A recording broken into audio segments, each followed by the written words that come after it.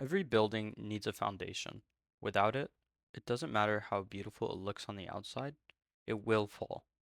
Islam has a foundation too, and it's made of five things, the five pillars of Islam.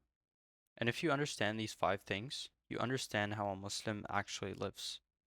The Prophet ﷺ said, Islam is built on five things. Let's go through each one. This is Islam actually, and what are the five pillars of Islam? Pillar 1, the Shahada, the declaration of faith. أشهد أن لا إله إلا الله وأشهد أن محمدا عبده ورسوله. I bear witness that there is no God but Allah, and I bear witness that Muhammad is his slave and messenger. Two sentences. That's it. But don't let the simplicity fool you. This is the most important thing a Muslim says in their entire life. It's the entry point into Islam. Whenever someone takes their Shahada, that's the moment they become a Muslim. But it's not just something you say once and forget. A Muslim reaffirms this every single day in every prayer, multiple times. It's a constant reminder of what you actually believe and who you actually serve. A statement of pure monotheism, and it's at the heart of everything in Islam. Pillar 2, Salah, prayer. 5 times a day, every day. Fajr at dawn, Dhuhr at midday, Asr at afternoon, Maghrib at sunset, and Isha at night. Now, a lot of people hear 5 times a day and think that sounds like a lot, but think about what it actually does. Your day is structured around remembrance of God. You wake up, and the first thing you do is pray. Before you sleep, the last thing you do is pray. In between, three more times. It's not just ritual, it's a reset. 5 times a day, you stop whatever you're doing, you make wudu, you face Mecca, and for a few minutes, the whole world disappears, and it's just you and Allah. Pillar 3. Zakat, and this one is pretty unique.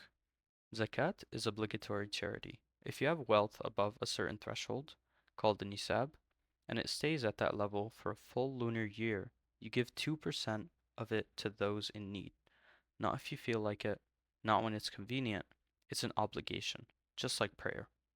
And the word zakat itself, it means purification. The idea is that your wealth isn't fully yours until you've given what's owed. Zakat purifies the rest. Think about what this does at a societal level. Built into the religion itself is a wealth distribution system. The rich give to the poor, not out of guilt, not for optics, out of worship. It goes to 8 specific categories of people: the poor, the needy, those in charge of distributing it, those learning about Islam, freeing a slave, those in debt for the sake of Allah, and travelers in need. It's not vague, it's structured. Zakat is Islam acknowledging that wealth is a test, and how you use it matters to Allah. Pillar 4, Sawm, fasting. For the entire month of Ramadan, the ninth month of the Islamic lunar calendar, Muslims fast from Fajr to Maghrib, before sunrise until sunset. No food, no water. Nothing enters the body from dawn to sunset. Now, the obvious question is why? What is the point of starving yourself?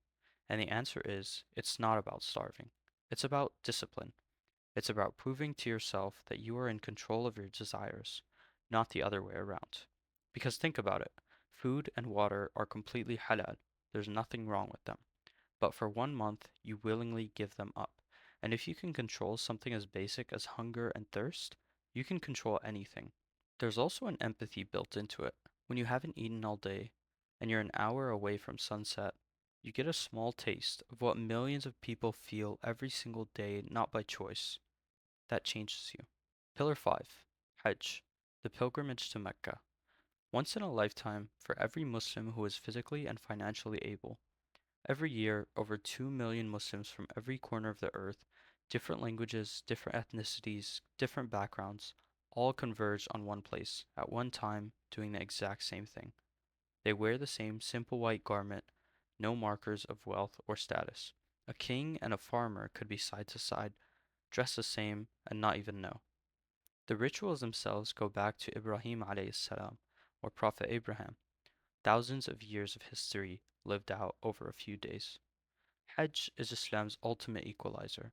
It strips everything else away, and what's left is just a human being standing before their Creator.